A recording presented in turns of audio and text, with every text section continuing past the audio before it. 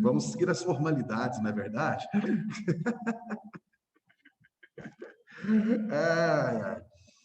Então, bom, a gente está lá na nossa lista de obras de arte, não é isso? Eu vou abrir aqui para vocês me contarem onde foi que a gente parou. Eu tinha falado para vocês que ia fazer uma outra lista depois dessa, que ia pegar assim, muitas coisas, inclusive uma revisão até de vanguardas e tudo mais. Já está pronta essa lista, tá certo? Essa vai ser a nossa lista da reta final. Fiz um punhado de questões inéditas, pegando algumas coisas que eu acho que podem ser cobradas no Enem, inclusive alguns textos, algumas temáticas, né? Alguns textos que envolvem algumas temáticas, tá certo? Então tá super legalzinha a lista. Assim que a gente terminar essa de obras de arte, a gente parte para essa derradeira, que vai ser essa cheia de novidades e com algumas revisões, tá bom? Então tá. Vocês estão bem? Diga uma coisa alegre se você estiver bem. Enquanto isso, eu vou abrindo aqui enquanto isso, eu vou abrindo aqui o material. Diga uma coisa alegre se você estiver bem. Aí ninguém diz nada. Tá todo mundo mal. Credo. Aguenta aí que eu estou abrindo aqui o negócio, gente. O computador está tão acostumado com. Está tão acostumado com ficar dentro de casa, trabalhando dentro de casa, que obriga ele a quando obriga ele a ter que fechar e abrir em outro canto, ele demora.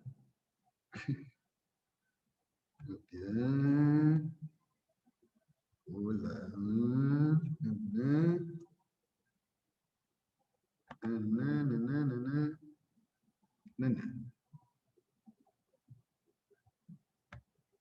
Just aqui, Enem lista obras de arte. Vamos ver, o que vocês disseram de alegre aqui? Esquilos são legais, legal, ó. Pamonha é bom. Kkkkkkkk. Uma coisa alegre. Olha só, né? Eu acho que foi, assim, um momento bastante terapêutico esse. Ai, socorro. Espera aí que a luz não tá boa.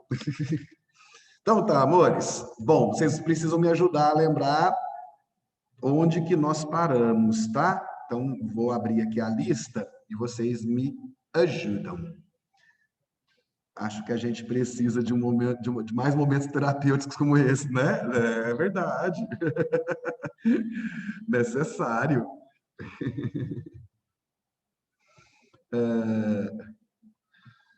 Meus queridos, minhas queridas, bom, a gente já tinha começado, né? Me fala aí, a gente já tinha começado, eu tinha mostrado para vocês, a gente já tinha feito aquele exercício lá esses negócios aqui, ó, esse aqui do cavalo do Picasso. Me fala aí.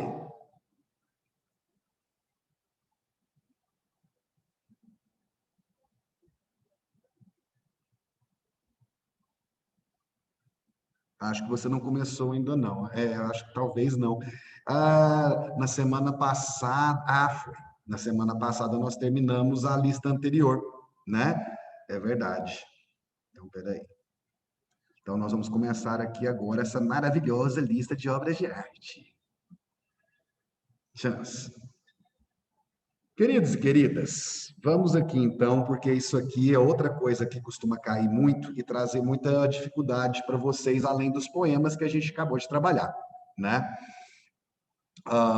Mais uma vez, eu vou reforçar aquela ideia que eu tinha comentado com vocês, de que se você se depara com um texto, seja esse texto um poema, seja esse texto uma descrição ou um relato, sobre uma manifestação artística que seja diferente, que seja ousada, ou seja esse texto uma obra de arte, como é o que a gente começa agora. Se você percebe nesse texto alguma coisa diferente do tradicional, nós provavelmente estamos falando de uma obra, de um texto que é de vanguardas, que é moderno e que, portanto, tem aquelas características que você sempre precisa colocar em mente: ruptura, inovação, uma nova forma de conceito estético e experimentação. Sempre tenha essas expressões: ruptura, inovação, novos conceitos estéticos, experimentação. Sempre tenha essas expressões martelando na sua cabeça quando você se vir diante de um texto ou obra diferente, que pareça moderno, que pareça vanguardista. Por que manter essas expressões na sua cabeça?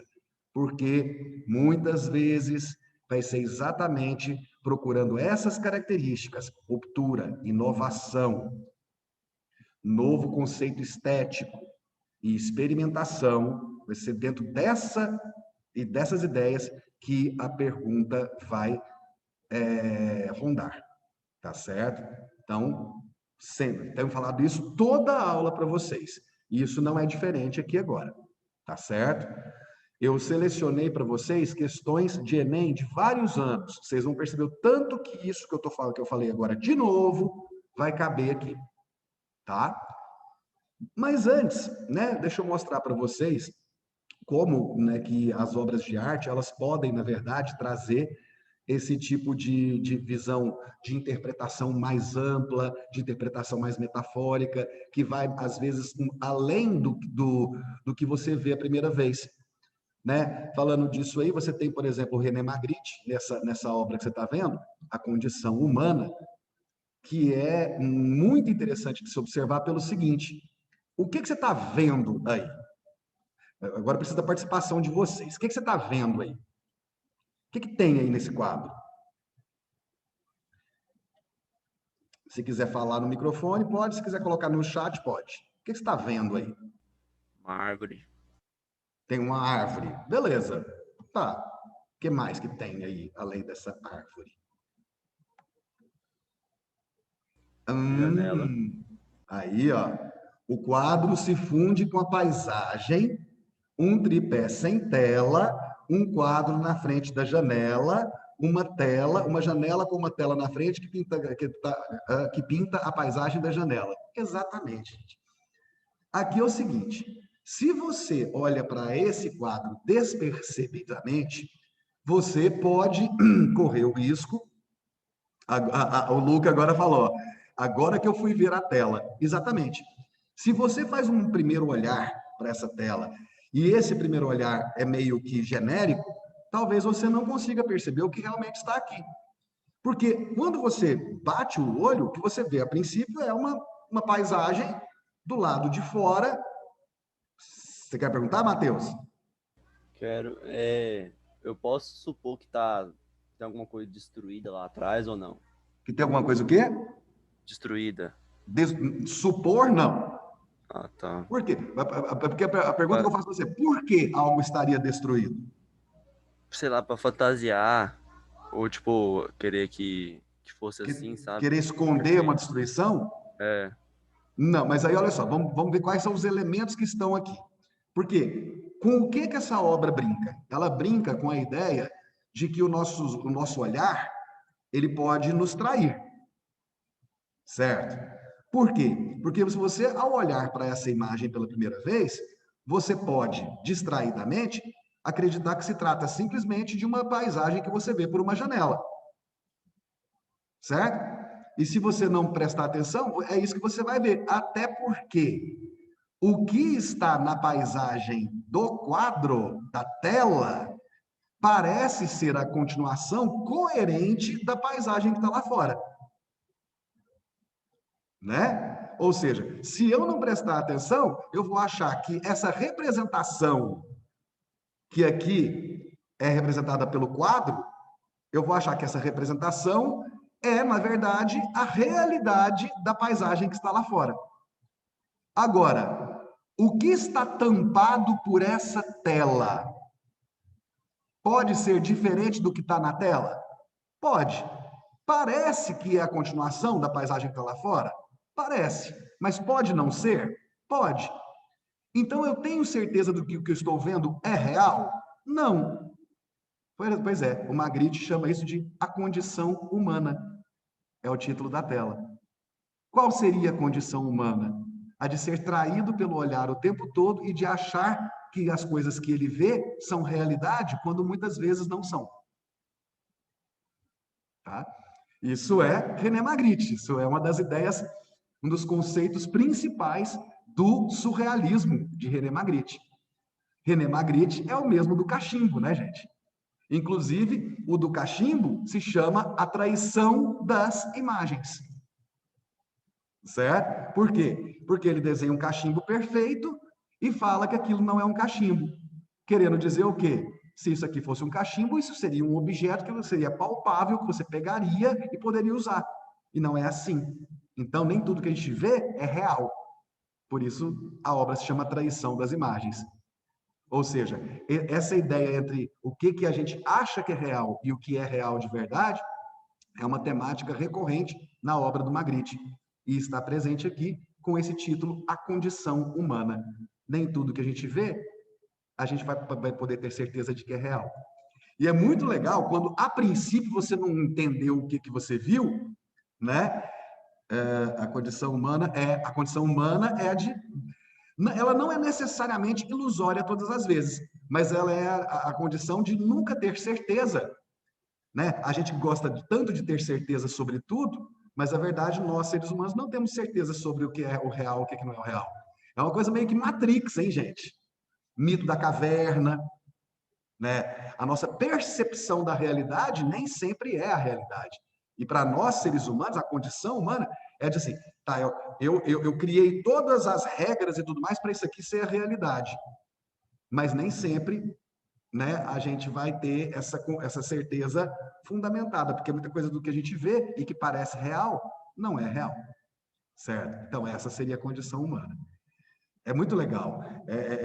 Agora, o legal é quando se você teve um primeiro olhar distraído e você viu só a paisagem, aí de repente você foca, aí que você tem esses três tripézinhos aqui, esse tripézinho aqui, ó, ou você vê esse negocinho aqui, ó, no meio, que tem gente que acha que a princípio é um pássaro voando, e aí quando você saca que isso aqui, na verdade, é a presilha do cavalete, e que essas três perninhas são o tripé, né? E que o que tem ali é um quadro, e você vê a borda do quadro aqui, ó, a borda da tela, certo? E que do lado esquerdo, esse quadro ele avança um pouquinho para cima da cortina, e que são os indícios que você tem que o quê? De que aquilo que você está vendo não é o real.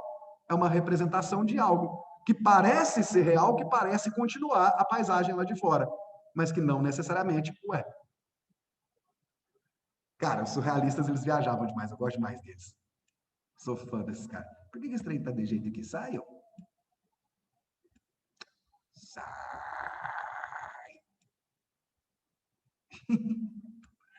Não quer sair. Saiu. Vai lá. O que eu fiz? Pronto. Aí. Beleza? Então, isso aqui é um exemplo, gente, de como que as obras de arte, elas podem ter camadas de interpretação que necessitam urgentemente da nossa observação. Eu cheguei a falar para vocês algum dia, se não me engano, foi naquela aula que eu dei sobre o quadro O Casal Arnolfini, lembra? E que a gente fez aquela interpretação dupla, ambígua, né? A gente estava falando de ambiguidade na época, e primeiro tinha toda aquela ideia do cachorrinho entre os dois, significar a lealdade, a mão dele sobre ela, né? Significar a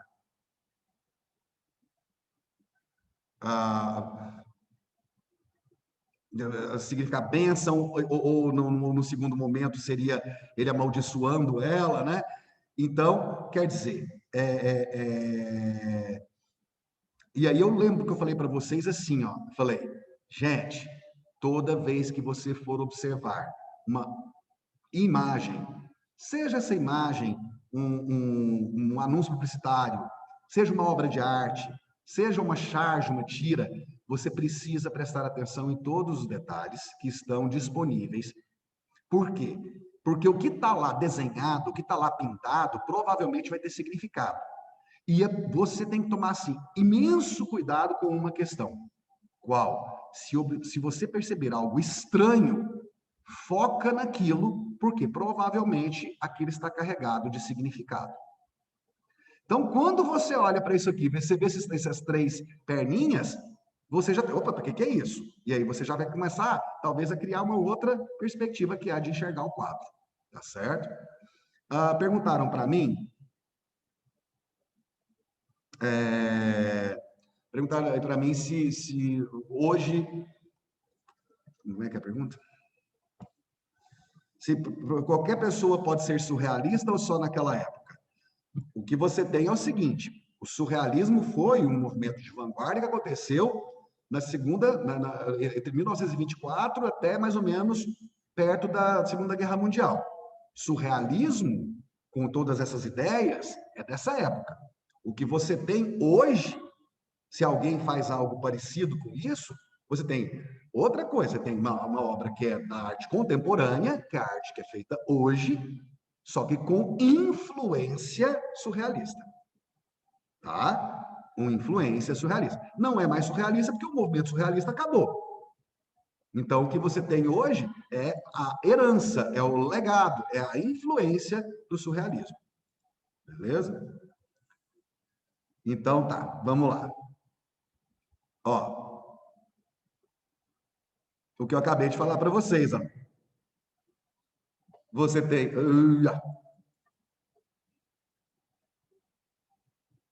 Você tem do René Magritte também, né? Esse cachimbo pintado de forma excepcional, né? O cachimbo ele é tão bem pintado que ele cria até um aspecto meio que tridimensional, ele parece quase que saltar da tela, de tão bem feito que ele é, certo? A incidência da luz sobre a madeira que está retratada é super bem feita, é super realista. E aí, esse realismo todo é quebrado com a frase que vem logo embaixo. Ceci n'est pas un pipe. Isso não é um cachimbo. Né? Então, já que uma das ideias principais do Magritte é questionar a realidade, ele faz isso aqui com maestria nessa obra. Ele pinta com extremo realismo o que é um cachimbo, a gente olha para isso e fala que é um cachimbo, e ele coloca embaixo que isso não é um cachimbo. Por que não é um cachimbo? Se fosse um cachimbo, você poderia pegar esse cachimbo e usá-lo. Mas você não pode fazê-lo. Então, isso é apenas uma representação. E nenhuma representação é a realidade. É apenas a representação. Tá certo? Então, é a mesma coisa lá. O quadro em cima da paisagem é apenas uma representação. Não é a realidade, por mais que pareça ser a realidade.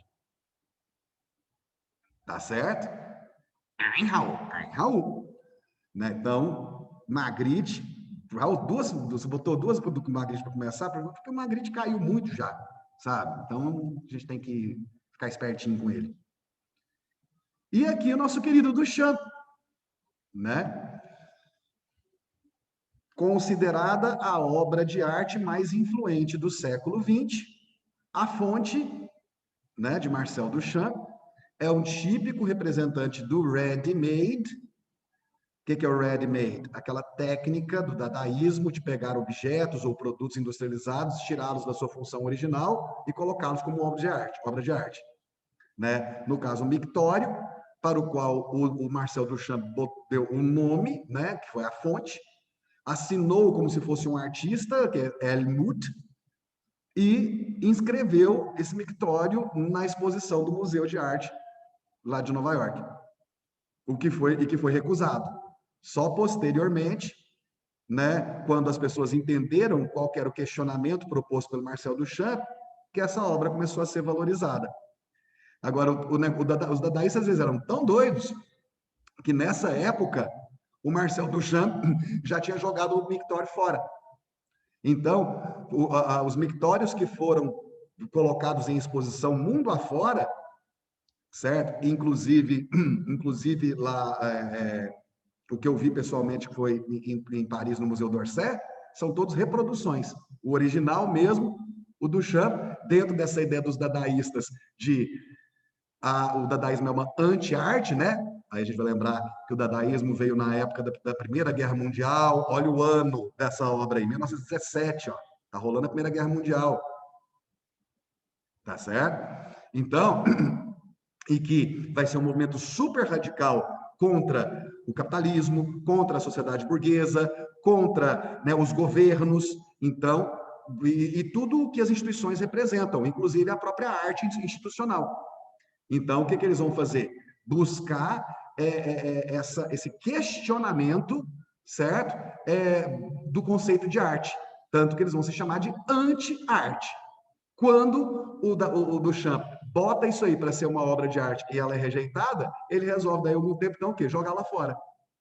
Meio que falando que, né, questionando até assim, né, essa sociedade que valoriza tanto a arte, tanto a arte, tanto a arte, tá? E esse bando de gente hipócrita, esse bando de gente materialista, esse bando de gente que só quer saber de ganhar dinheiro, esse bando de gente está mandando matar jovem na guerra. Então, o mundo não faz sentido, a arte também não tem que ter sentido nenhum, não. Né? Esses são os dadaístas. E uma das técnicas vai ser exatamente a do ready-made. Hoje, essa obra ela é considerada tão influente porque ela vai ser, à sua época, um grande questionamento sobre o que deve ser a arte nesse mundo que não é mais o Renascimento, que não é mais o Iluminismo, que não é mais a Antiguidade Clássica, que não é mais a Idade Média, e que a gente tem os valores que a gente tem. O que deve ser a arte? Não dá para a arte continuar sendo aquilo que ela era antes. Toda estética tradicional, luxuosa, ou blá, blá, blá, blá, blá, blá, blá. O que vai ser a arte para esse mundo que tem guerra, capitalismo, fome? O que vai ser? O dadaísmo entra nessa história. Certo?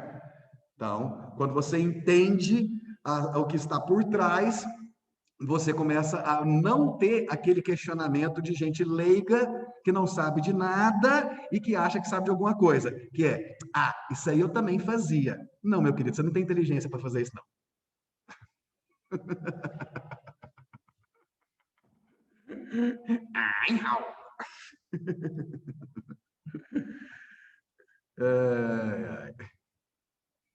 Bora brincar? Ai, meu Deus, vamos brincar, mas vamos brincar devagar. Deixa eu saber de vocês aí. Alguém já chegou a fazer essa questão, a resolver essa questão? É uma questão do Enem? Se alguém já resolveu essa questão alguma vez, coloque para mim aí no chat. Ninguém nunca fez? Alguém está colocando? Você já fez, Pedro? Tá. Você se lembra se você compreendeu a questão na época? Tá. Então vamos lá. Ok. A primeira eu vou fazer junto com vocês, tá, gente? Para a gente retomar as nossas estratégias. Primeiramente, óbvio, sempre, ever, forever, no more babies, o enunciado. Então vamos lá. As formas plásticas nas produções africanas conduziram artistas modernos do início do século XX, ó, a vanguarda. Certo? Conduziram artistas modernos do início do século XX, como Pablo Picasso, a algumas proposições artísticas denominadas vanguardas. Certo? Então, está dizendo que as formas plásticas, né, nas produções africanas, ou seja, você tem ali a estética das produções artísticas africanas, né, influenciando alguns desses artistas de vanguarda, como o Pablo Picasso. Gente, você sempre tem que pensar no enunciado como o seguinte: muitas vezes o enunciado faz isso aí, ó, te dá algumas informações que te contextualizam, para depois vir o comando, a frase que você tem que complementar. Você nunca pode descartar essas informações que foram colocadas antes. Elas estão te ajudando a pensar no que você tem que achar. Tá bom? Então, meninos, vamos pensar aqui o seguinte. Aqui, você saber um pouco sobre o cubismo e sobre o Pablo Picasso te ajuda? Ajuda, certo? Se você se lembra do Pablo Picasso e da primeira obra de arte, considerada obra de arte moderna, que é a Les Demoiselles d'Avignon, aquele das mulheres nuas, uma do lado da outra, mas com umas máscaras africanas, uma descendo até o chão, de costas, só que a cabeça está virada para frente, né? E tudo muito, muito anguloso, muito, né? A outra tem o peito quadrado, né? Mostrei isso para vocês no ano passado, certo? Les Demoiselles d'Avignon tem essa coisa da inovação cubista, mas dentro também de uma influência que você vê, né, dessa estética das formas plásticas nas produções africanas, com as mulheres com aquelas máscaras tribais e tal. E aqui está dizendo que tem essa questão das produções africanas também, e que influenciaram no trabalho do Picasso. Então vamos ver. A máscara remete a alguma coisa. Então vamos ver a máscara. A máscara aí você está vendo. É uma máscara, então está falando que é uma máscara. Tá? É uma máscara. E de algo que parece um animal parecido com um cavalo, né? Alguma coisa assim, não é? Tem muitos elementos. Tem uma coisa que parece uma orelha, mas parece que tem um chifre também, e tem essa cabeleira aí, né? Então tem muitas coisas que estão ali colocadas na máscara.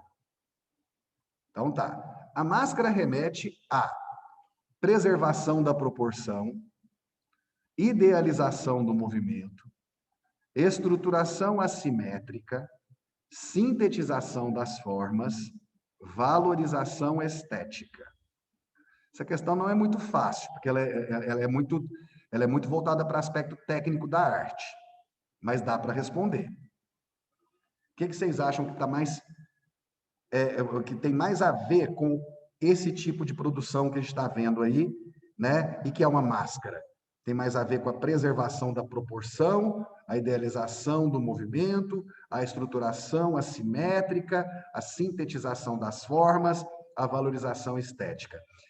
Eu estou com a impressão de que vocês talvez venham a errar marcando uma outra, mas vamos ver aqui como é que vai ser, porque tem uma aqui que pode pegar você realmente. Mas vamos lá. Qual que você marcaria? 2 pessoas já marcaram aqui, deixa eu ver quem mais. 3 pessoas já marcaram. Das 3 pessoas que marcaram,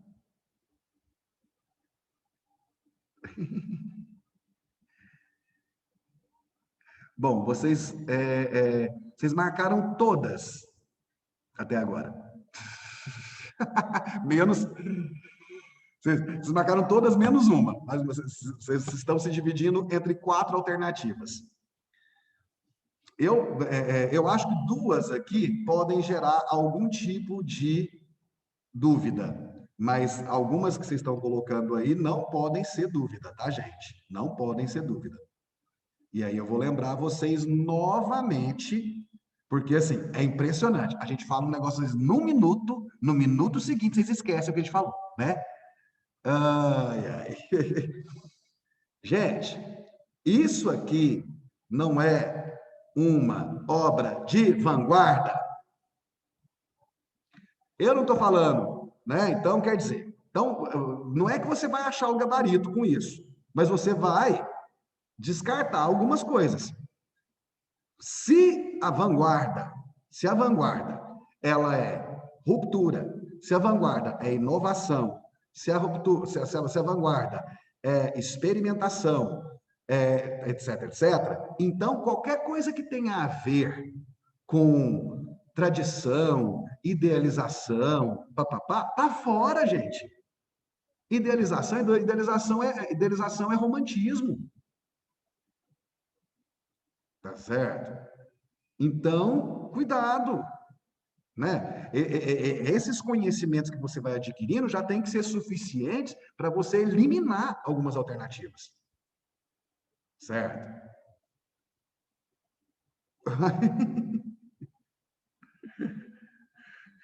Então, de cara já está eliminada a letra B, gente. Que tem a palavra idealização, né? Vanguardas não idealizam coisa alguma, a não ser os futuristas, que exaltavam a velocidade, tal, tal, tal, mas isso aqui não é futurismo, certo? Então, de cara, a B está fora, tá certo? Outra que está fora é a letra A, certo? Preservação da proporção. Onde você está vendo exatamente preservação da proporção? Peraí, vamos pensar. Isso é uma máscara, não é? Essa máscara, ela está representando um animal, alguma coisa, né, que provavelmente é maior do que um ser humano. Então, não existe uma preservação da mesma proporção. Você teria que ser muito maior do que uma máscara para preservar as proporções do elemento que está sendo retratado. Agora, se eu não estou preservando as proporções, se eu não estou fazendo a coisa do tamanho que ela poderia ser, o que é que eu estou fazendo para ela caber numa máscara, gente? Estou sintetizando as formas. Exatamente. Tá? Então, cuidado com essas questões. A estruturação assimétrica, onde que está assimétrico ao ponto de chamar a sua atenção aqui? Assimétrica é uma coisa assim, ó. Certo? Não marque coisas que você não consiga justificar. Por que isso aqui seria assimétrico? Pergunta, você consegue justificar por que seria assimétrico? Não dá para justificar por que é assimétrico. Tá certo? Então, sempre faça, não esquece os trem que eu estou falando para vocês, não, gente. Você vai escolher um negócio, você está em dúvida, escolheu a alternativa. Pergunte se você sabe justificar por que você marcou essa. Então, aqui nesse caso, das duas que poderiam trazer mais dificuldade, né? Letra B, idealização do movimento. Falou em vanguarda, esquece idealização, gente. Tá? E estruturação assimétrica, você achou essa bacana, você acha que essa tem a ver com vanguarda. Tá, tenta justificar pela imagem essa assimetria. Não tem como. Agora, você pensar que isso é uma máscara e que isso está reproduzindo um animal, aí eu posso pensar. Então, sintetizou as formas. Nessa questão, vocês fizeram exatamente o que não é para fazer. Vocês foram por aquela que vocês acharam mais bonitinha e vocês não tinham como justificar.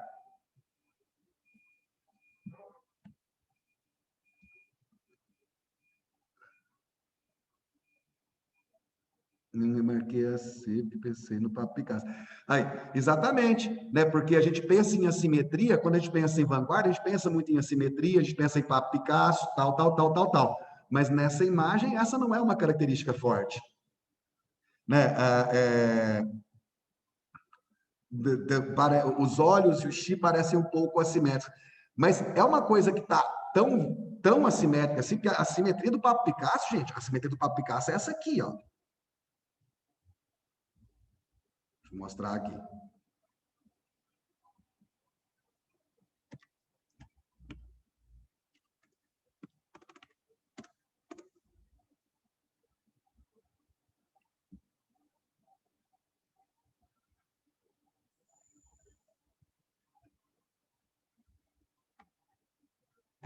Ai. A simetria do Picasso tá aqui, ó. Isso aqui é uma simetria, uma ideia de assimetria do cubismo. Olha, aí sim. Certo? Olha esses olhos, né? Olha o tamanho do braço dessa mulher da esquerda. Olha o peito dela, certo? Olha esses olhos completamente tortos, assimétricos. Aí sim. Olha essa máscara, esses olhos totalmente assimétricos. Aí sim. Mas é isso aqui você não encontra de forma significativa lá naquela outra imagem. Tá certo? Tá bom? Então, às vezes uma coisa é mais simples do que você imagina, só que você fica querendo intelectualizar a coisa ou querendo pegar assim, não, isso aqui é isso, é aquilo, tal, tal, tal, tal, tal. Se você não conseguir justificar a resposta que você está querendo escolher, não vá nela. Não vá nela. Tá certo? Amores, nós temos ali umas questões lindas, belas, maravilhosas. Eu estou achando que eu vou colocar para vocês essa lista já na plataforma, para vocês fazerem essa semana, e aí na semana que vem a gente vai conferindo os gabaritos para que a gente possa praticamente terminá-la antes do nosso recesso. Tá bom? Beleza? Abre o microfone para dar tchau para mim. Falou, Raul. Tchau, professor. Tchau. Tchau, tchau, queridos e queridas. Beijo para vocês. Até semana que vem.